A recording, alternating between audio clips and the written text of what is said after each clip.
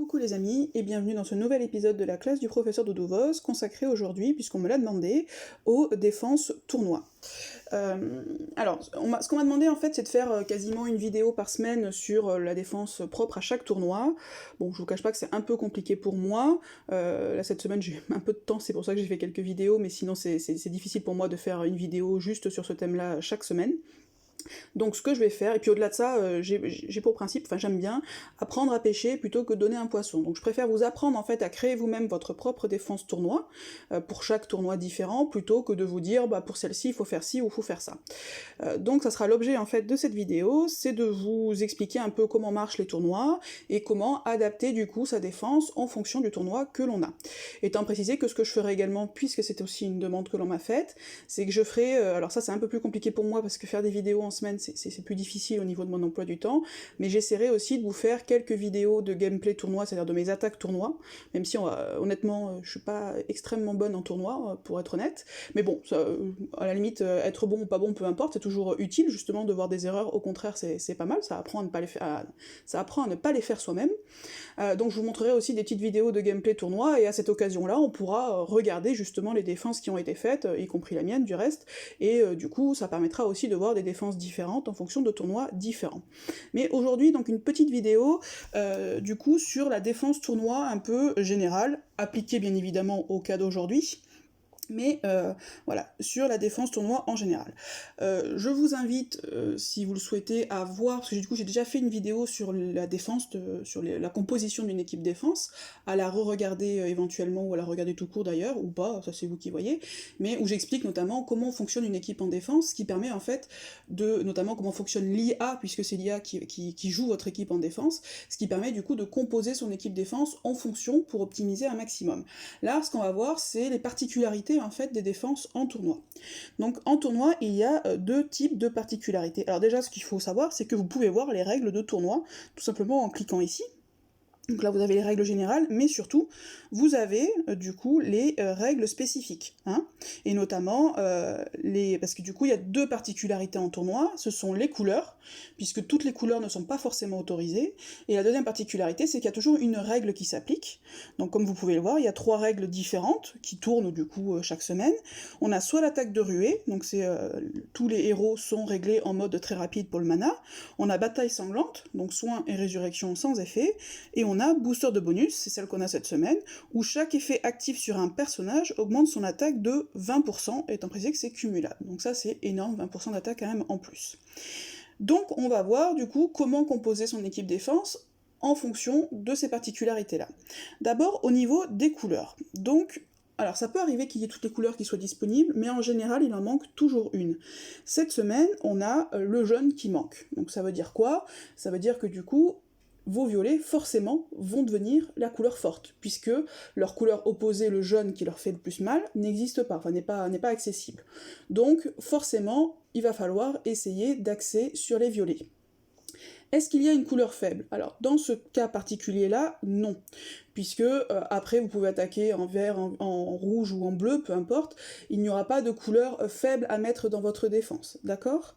Par contre, ce qui peut arriver, c'est lorsqu'il manque du rouge, ou lorsqu'il manque du vert, ou lorsqu'il manque du bleu. Admettons, je prends l'exemple, il va manquer, je dis n'importe quoi, du bleu. D'accord? Donc ça veut dire qu'on ne pourra pas utiliser de bleu. Ça veut dire quoi? Ça veut dire qu'en défense, la couleur forte, ça va être le rouge. Puisque, vu qu'il n'y aura pas de bleu, ça veut dire que votre adversaire, si vous mettez du rouge, ne sera jamais en fort contre vous. D'accord? Mais inversement, ça veut dire quoi? Ça veut dire que si vous mettez du rouge en défense, bah forcément, on risque de vous attaquer notamment en rouge. Et donc, par parallélisme, ça veut dire que le vert va devenir une couleur faible, puisqu'on va vous attaquer en rouge, donc vos héros verts, si vous en mettez, risquent de se faire défoncer. Donc c'est ça qu'il faut voir. Autant quand il manque soit le jaune ou soit le violet, à ce moment-là il y a une couleur forte mais il n'y a pas vraiment de couleur faible. Par contre quand il manque soit du rouge, soit du bleu, soit du vert, eh ben automatiquement la couleur opposée va devenir la couleur forte, mais la troisième couleur, elle, va devenir la couleur faible. Donc à éviter dans votre défense. Donc ça c'est la première chose à savoir et c'est très important en matière de défense. Après se pose toujours la grande question en tournoi, c'est par exemple là, on voit qu'il n'y a pas de jaune, donc du coup le violet, ben, ça veut dire que si on m'attaque si je me mets mon équipe en violet, ben on sera jamais fort sur mon équipe. Donc la question qui se pose, c'est est-ce que je mets, moi, dans mon équipe défense, un mono violet? Ce qu'on fait pas en général, évidemment, hein. D'habitude on met plutôt une défense arc-en-ciel, mais là, si je me mets en mono violet, on sera jamais fort sur moi. Donc ça, c'est toujours une grande question, est-ce que je me mets en mono ou est-ce que je me mets pas en mono sur les défenses tournois? À cette question-là, pour être tout à fait honnête, j'ai pas de réponse très affirmative. Ce qu'il faut comprendre, c'est que si vous vous mettez en mono violet, ça veut dire qu'on ne sera jamais en force sur vous, mais inversement, votre adversaire ne sera jamais non plus en faible sur vous, puisque qu'il attaque en rouge, qu'il attaque en bleu ou qu'il attaque en vert, il ne sera jamais en faible sur vous. D'accord? Donc, ça peut aussi être en mono, c'est un avantage, mais c'est aussi un inconvénient. Au-delà de ça, ce qu'il faut faire attention aussi, c'est se mettre en mono, bon, pourquoi pas à la limite, mais il faut aussi avoir une équipe qui s'y prête. Hein, que ce soit notamment au niveau de la règle du tournoi, c'est-à-dire que honnêtement pour se mettre en mono, il faut quand même avoir, et pour du coup essayer d'optimiser au niveau de la règle spéciale du tournoi, il faut quand même avoir pas mal de fonds de deck. Ça sert à rien de mettre tous ces violets juste parce que du coup il n'y a pas de jaune. Si vos héros sont bof, ben du coup vous, mine de rien, vous ne bénéficierez pas forcément des bonus, vous n'optimiserez pas au niveau de la règle applicable au tournoi, et deux, par exemple, je dis n'importe quoi, mais admettons, je me dis, je vais mettre que du violet, et je vais mettre, je sais pas, un héros qui est pas terrible par exemple, je me mets à Améona dans ma défense, parce que j'ai que ça en violet et j'ai rien d'autre. Bon, Améona, c'est un très mauvais défenseur, c'est pas une bonne idée de la mettre dans votre défense. Hein, donc il faut voir ça aussi, c'est-à-dire que se mettre en mono, à la limite, pourquoi pas, mais il faut avoir les héros qui s'y prêtent, déjà, avoir un fond de deck suffisant, et qui s'y prêtent au niveau de la règle applicable pour le tournoi. D'accord ? Justement, passons maintenant aux règles spéciales applicables au tournoi. Donc il y a 3 types de règles. Les tournois très rapides, ça c'est un petit peu d'ailleurs comme je vous l'ai indiqué hier sur les aides de terrain GDA, ça veut dire quoi les tournois très rapides? Ça veut dire que bien évidemment les héros qui vont être forts, ça va être les héros lents et les héros très lents, puisque en général ces héros-là ont de grosses CS, en contrepartie de quoi leur mana est lent, sauf que là, du coup, la contrainte de leur mana lent saute puisqu'ils sont très rapides, donc forcément, ce sont les héros à utiliser un maximum dans ces tournois-là très rapides. Attention quand même à utiliser des héros qui ont une défense correcte. Tous les héros lents n'ont pas forcément de très bonne défense, et les mettre du coup en défense, c'est pas forcément la bonne idée. Donc ça c'est pour les GDA très rapides, les tournois très rapides, pardon, je vais y arriver. Reste après la deuxième règle spéciale qui est soin et résurrection sans effet. Là, j'ai envie de dire, c'est assez transparent, et pourtant, on en voit beaucoup des défenses avec des soigneurs. Bien évidemment, dans ce type de tournoi-là, il faut, les héros qui sont quasiment inutiles, alors certains ont d'autres utilités que le soin, mais c'est bien évidemment les soigneurs et tous les héros qui vont aussi ressusciter, en général ils font soin et ressusciter. Donc bien évidemment là, ça sert à rien de mettre ces héros-là, ils auront une plus-value qui sera négligeable, au contraire, ils vont permettre à votre adversaire d'envoyer des tuiles sur les soigneurs, puisque du coup leur CS servira pas à grand chose, et du coup de charger leur propre héros, de dégommer tous ceux qui ne sont pas des soigneurs, et à la fin, du coup, le soigneur ne servira plus à rien et se fera tuer à son tour. Donc faites attention à ça, parce que mine de rien, on en voit quand même beaucoup en tournoi, des personnes qui mettent des soigneurs dans des GDA qui sont, bataille sanglante, donc avec soin et résurrection sans effet. Reste la troisième catégorie donc de tournois, qui est celle qu'on a aujourd'hui, qui est en fait le booster de bonus. Alors le booster de bonus, du coup, c'est un petit peu plus... il y a en tout cas plus de choix, je pense, au niveau des héros à utiliser. Pourquoi ? Donc ce qu'il faut savoir, c'est que chaque bonus que va avoir l'un de vos héros va lui donner 20% d'attaque en plus. Donc 20%, c'est quand même énorme. D'accord ? Étant précisé que ces bonus-là, ça peut prendre différentes formes. Ça peut être un lien élémentaire, ça peut être une riposte, ça peut être bien évidemment un boost d'attaque, un boost de défense, une protection contre les effets négatifs, ça peut être un soin au tour par tour, bref. Tout ça, tous ces bonus-là, peu importe à la limite lequel, ça va accorder à votre personnage 20% d'attaque. Donc du coup, forcément, on va privilégier quoi ? On va privilégier, évidemment, les héros qui donnent ce type de bonus-là. Mais c'est pas les seuls. Parce que ce qu'il faut penser, c'est que Certes, vous êtes en défense, mais vous allez avoir un adversaire en face de vous. Donc un autre type de héros qui va être assez utile, ça va être notamment les héros qui vont dispel les bonus adverses, ou qui vont les bloquer. D'accord? Type, je dis n'importe quoi, les dispels, bon, vous en avez plein, hein. Vous avez en soigneur par exemple, vous avez Kaedmon, Mélandor, enfin bon, vous en avez tout plein. Et les bloqueurs de bonus, vous en avez également, comme par exemple, honnêtement, Brume, ou peu importe. Voilà, donc vous avez tout un tas de héros, donc il faut penser non seulement aux héros qui vous apportent des bonus, et encore une fois, les bonus peuvent prendre vraiment différentes formes. La riposte et le lien alimentaire, ce sont des bonus. Il n'y a pas que le boost d'attaque, le boost de défense, etc. Et il faut également penser à l'inverse, que du coup votre adversaire va faire de même, c'est-à-dire qu'il va prendre des héros qui donnent des bonus, donc il va falloir penser éventuellement en défense si vous avez, à mettre des dispels ou des bloqueurs de bonus. D'accord? Ça va être les héros à privilégier. Après, comment savoir du coup quel héros je mets dans ma défense? Alors moi ce que je fais, chaque semaine en fait pour ma team, je fais ce que j'appelle les petits tips tournois, que vous allez voir ici. Voilà ceux de cette semaine, où en fait je mets, vous voyez ce que je fais, je mets couleur forte, donc là violet comme je vous l'ai dit, couleur faible, donc il n'y en a pas ce coup-ci, type de héros à privilégier, donc vous voyez, donneur de bonus, donc je mets lien et riposte compris, dispel, bloqueur de bonus. Après, je mets exemple, et des exemples de héros qui sont intéressants, et type de héros à éviter, donc par exemple, sur les tournois bataille sanglante, bah à ce moment-là, je mets bien évidemment que les soigneurs ne sont pas à privilégier. Comment est-ce que je fais? Parce que moi la difficulté que j'ai, c'est que j'ai un deck de free-to-play. Donc du coup, j'ai pas énormément de héros, j'ai des héros plutôt classiques, et donc forcément, c'est pas forcément le cas de tout le monde dans ma team, donc j'essaye de voir un petit peu tous les héros qui peuvent être intéressants pour ma team, je me focalise pas que sur mon deck. Donc comment je fais en fait pour regarder tout ça? Je regarde tout simplement avec ce magnifique outil qui est la toolbox. Tout simplement, je vais dans héros, hop, je me mets sur le tri, là vous voyez, aujourd'hui, donc l'élément fort c'est le violet, donc du coup je vais regarder les violets. Après, ce que je fais, c'est que je me mets, là en l'occurrence c'est un tournoi 5 étoiles, donc je mets plutôt les 5 étoiles. Après ce que je fais, par exemple là je mets les 5 étoiles et je mets également les 4 étoiles, je filtre et ça me donne tous les héros. Et ça me permet du coup de voir quels sont les héros qui peuvent être intéressants. D'accord? Par exemple, bon là je l'ai pas mis mais peu importe, un Aeron peut être intéressant. Hein, puisque il va immuniser contre les effets négatifs, en plus ça peut pas être dissipé, il va purifier, il va également donner un lien élémentaire, donc ça peut être un héros intéressant. Dans les héros qu'on retrouve de manière, on a Domitia par exemple sur les héros saison 1, qui va être intéressante. Pourquoi? Parce qu'elle va avoir un double effet.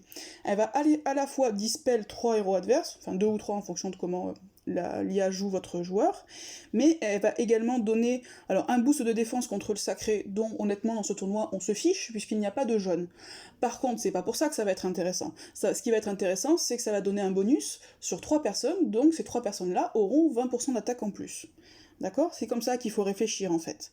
Vous avez également, bon je dis n'importe quoi, Kiona évidemment qui va être énorme, puisqu'elle va déjà elle donner un énorme boost d'attaque, et en plus son boost d'attaque, vu que ça va être un bonus, ça va donner non seulement 45% plus une augmentation supplémentaire de 20% à chaque fois que le héros est touché, mais en fait ça va donner 65%. Plus, grâce aux 20% de bonus du tournoi, plus 20% à chaque fois que quelqu'un est touché. Donc c'est juste énorme, sans compter également le lien élémentaire pour tous les héros violets. Donc du coup c'est énorme. Voilà, vous avez tout un tas de héros comme ça, donc moi ce que je fais, par exemple Onyx, ce qui est sympa, c'est que lui il va immuniser, il va retirer les bonus et immuniser contre les nouveaux bonus, donc ça aussi ça peut être intéressant. Bref, du coup je regarde un petit peu tous les héros qui existent, alors certains je les connais, j'ai pas forcément besoin de les regarder. Ursena par exemple aussi va être très sympa, parce que, alors encore une fois, son effet renvoi de jaune, on s'en fiche puisqu'il n'y a pas de jaune, sauf qu'elle va donner ce bonus là à toute l'équipe, donc ça veut dire que toute votre équipe va avoir 20% d'attaque en plus. Donc voilà, tout ça c'est intéressant. Après, ce que vous pouvez faire également, c'est pourquoi pas regarder ça au niveau des 4 étoiles. Et notamment, on s'aperçoit de quoi dans les 4 étoiles, c'est qu'il y en a un forcément qui était à privilégier. Ça va être le fameux, qu'on adore tous, enfin en tout cas moi en tout cas j'aimerais bien l'avoir, c'est le fameux regard costumé. Puisque regard costumé, qu'est-ce qu'il va faire? Il va vous donner... Alors habituellement j'aime pas trop les soigneurs au tour par tour dans les défenses. Pourquoi? Parce qu'en fait c'est quelque chose qu'on peut dispel. Néanmoins, là, avant, si jamais vous n'avez pas de CS actif, on le dispel tout de suite, qu'est-ce qu'il va vous faire Regard C? Ben Regard C, il va donner un soin au tour par tour. Bim, 20% de bonus à tout le monde. Il va vous donner 48% d'attaque également à tous les alliés. Bim, 48%, plus encore 20% puisque c'est un nouveau bonus, et après il va purifier les alliés. Donc ça veut dire quoi? Ça veut dire que quand il va lancer sa CS, votre équipe va avoir 48% d'attaque en plus 20%, 68, plus encore 20%. Donc du coup, votre équipe va avoir 88% d'attaque en plus. C'est juste énorme. Autant vous dire que si jamais vous avez dans le même tour, par exemple, je dis n'importe quoi, admettons, Rigard costumé qui s'active et juste derrière Ursena, bah c'est une boucherie, hein, puisque 88% d'attaque en plus sur une Ursena, ça fait juste très très mal. Donc Rigard costumé par exemple, quand même ce n'est qu'un 4 étoiles, est un des héros à favoriser sur ce tournoi. Donc voilà, moi c'est comme ça que je fais, grosso modo pour chaque tournoi. Vous voyez, j'ai ces petits tips tournois, donc je modifie chaque semaine, en mettant couleur forte, couleur faible, type de héros à favoriser, type de héros à éviter, et je mets des exemples de héros, comme ça aide un petit peu. En plus, moi ça m'aide également, parce que mine de rien, en mettant ça un petit peu de manière formalisée, alors honnêtement ça me prend pas non plus énormément de temps, mais ça me permet également de réfléchir à ma propre def, que je vais d'ailleurs vous montrer. Alors encore une fois, sur les tournois, moi ce qu'il faut savoir c'est que mon deck je l'ai axé sur, principalement sur les GDA, les titans et un petit peu les événements, mais les tournois, honnêtement, je vais pas du tout axer mon deck là-dessus, pour la simple et bonne raison qu'en fait, j'ai pas assez de place dans mon deck, sinon j'ai pas, voilà, il faudrait que j'achète beaucoup d'emplacements, et quand on est en free-to-play, ça coûte très très cher les emplacements, mine de rien, donc je peux pas garder en fait tous les héros qui peuvent être utiles pour les tournois. J'axe essentiellement, principalement GDA, les titans, et un peu event pour me faire également plaisir à titre personnel. Donc sur les tournois, on va pas se mentir, je suis pas très très bonne et je manque de fond de deck. Là, qu'est-ce que j'ai fait? Bon, en tank, forcément, tank violet, moi j'ai pas 36 choix, hein, mais c'est un très bon choix au demeurant, c'est Alfric.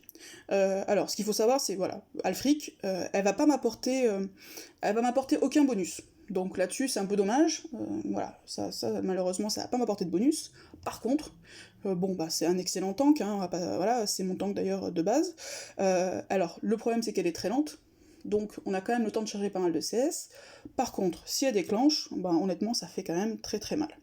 Donc, avec, vous voyez, des stats défensives de dingue, hein, 959 de défense et 1601 de vie, c'est quand même énorme. Donc, pour moi, en tant que tank, j'avais pas vraiment d'autres options, enfin d'autres meilleures options que celle-ci. Après, en violet, en 5 étoiles, vous voyez, enfin même en 4 étoiles du reste, j'ai quand même pas énormément de choix. J'ai un Quintus non monté, j'ai ma Domitia qui pour le coup, elle est pas mal montée, et puis en 5 étoiles, j'ai Obakan, qui est pas vraiment un héros extraordinaire, que du coup, j'ai pas décidé de mettre dans ma dev. J'ai mis Domitia, pourquoi? Parce qu'en plus, elle est très emblémée, donc mine de rien, elle est où ma petite Domitia? Donc mine de rien, elle est quand même assez costaude, et puis surtout elle fait quand même assez mal, et donc comme je vous l'ai dit, l'effet intéressant de Domitia, je l'ai prise aussi, pourquoi? Parce que 1, elle va dispel, et 2, elle va me donner des bonus sur 3 personnes, donc ça veut dire que ma Vela, ma Domitia et mon Alfric vont avoir, une fois que Domitia aura fait sa CS, vont avoir plus 20% d'attaque. Donc si Domitia déclenche avant Alfric, ce qui est fort possible, puisque Alfric, même si elle est en tank, elle est quand même très lente alors que Domitia est moyenne, du coup, Alfric va avoir plus 20%, ce qui risque de faire très très mal. Après, j'ai hésité, pour être tout à fait honnête, à mettre mon Tiburtus costumé, que j'aime beaucoup, et puis qui est bien monté en emblème. Vous voyez quand même, mine de rien, pour un 4 étoiles, il est quand même sympathique. Je l'ai pas mis, parce qu'en fait, je coinçais au niveau des autres héros. J'ai préféré mettre Grazul, qui pour le coup n'a pas d'emblème, mais qui, même sans emblème, est quand même costaude. Habituellement, je l'aime pas trop en défense, pour être tout à fait honnête. Là, je l'ai mise pourquoi? Parce qu'en fait, elle fait peu de soins. Là, je l'ai mise pourquoi? C'est parce qu'en fait, elle va me soigner un petit peu Alfric et éventuellement lui permettre de survivre suffisamment longtemps pour pouvoir déclencher sa CS. Et deuxième chose, c'est qu'en fait, ce qu'elle fait, c'est qu'elle donne, elle immunise contre les effets négatifs pour 2 tours, donc ça veut dire que tous mes héros vont avoir 20% d'attaque. Donc potentiellement, par exemple, comme mon Alfrig va déclencher, enfin si elle déclenche bien évidemment, elle pourrait avoir à la fois le boost de Domitia et le boost de Grazul, et donc avoir plus 40% du coup d'attaque, donc ce qui risque de faire très très mal. Donc je l'ai prise donc pour ça, parce que du coup elle va donner 20% d'attaque à tout le monde grâce à ce bonus, vu qu'elle immunise contre les nouveaux effets négatifs, et elle a également un lien élémentaire, sauf qu'un lien élémentaire ça ne s'applique qu'aux héros de la même couleur. Je n'ai pas doublé le rouge pour éviter d'être trop sensible au bleu, donc du coup ce 20% ne va s'appliquer qu'à elle. Donc ce qui est moins intéressant, sachant qu'en plus c'est pas une grosse cogneuse, hein. Mais voilà, ça fait quand même un petit lien élémentaire. À côté de ça, encore une fois, j'ai pas 50 000 héros. En vert, 5 étoiles, j'ai grosso modo Kingston et Lyanna. J'ai également un Mélandor qui est bien boosté, que j'aurais pu mettre, mais bon, je trouvais qu'après 2 soigneurs, ça commençait à faire beaucoup et ça aurait manqué un petit peu de punch. J'ai préféré mettre Kingston et Vela, pourquoi ? Parce qu'ils vont se donner à eux-mêmes, alors encore une fois, c'est à eux-mêmes, ils vont se donner un lien élémentaire, donc 20% d'attaque également, mais que sur eux, puisque je n'ai pas d'autres héros.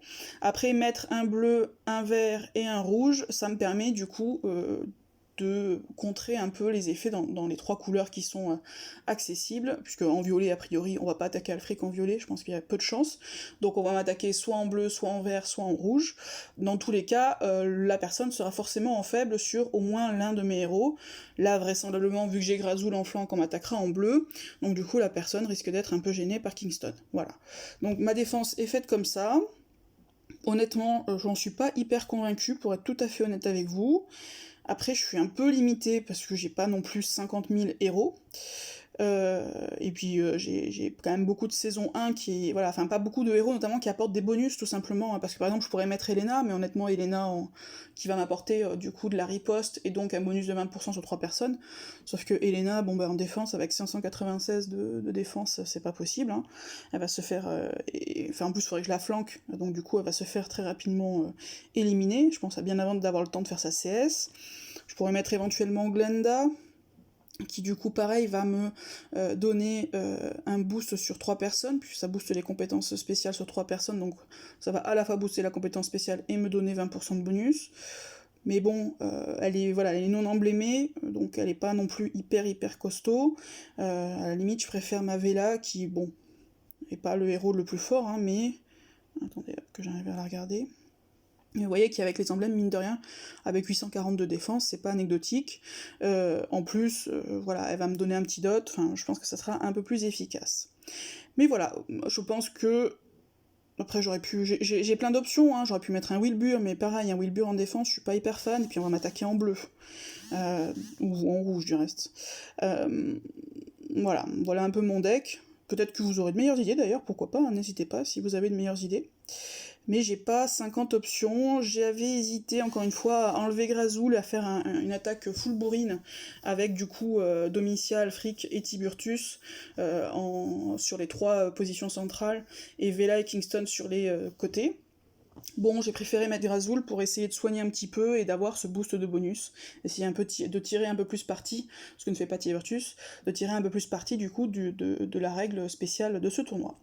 Bah écoutez, voilà ce que je voulais vous dire, n'hésitez pas, si vous avez des idées, pourquoi pas sur les équipes défense, et donc comme je vous l'ai dit, alors peut-être pas sur ce tournoi-là, puisque là j'ai déjà fait un petit peu le tour, mais sur un prochain tournoi, j'essaierai de faire des vidéos un petit peu de mes attaques, et on en profitera également pour regarder ma défense et les défenses adverses, et puis faire un petit point du coup sur un autre tournoi avec d'autres règles spéciales.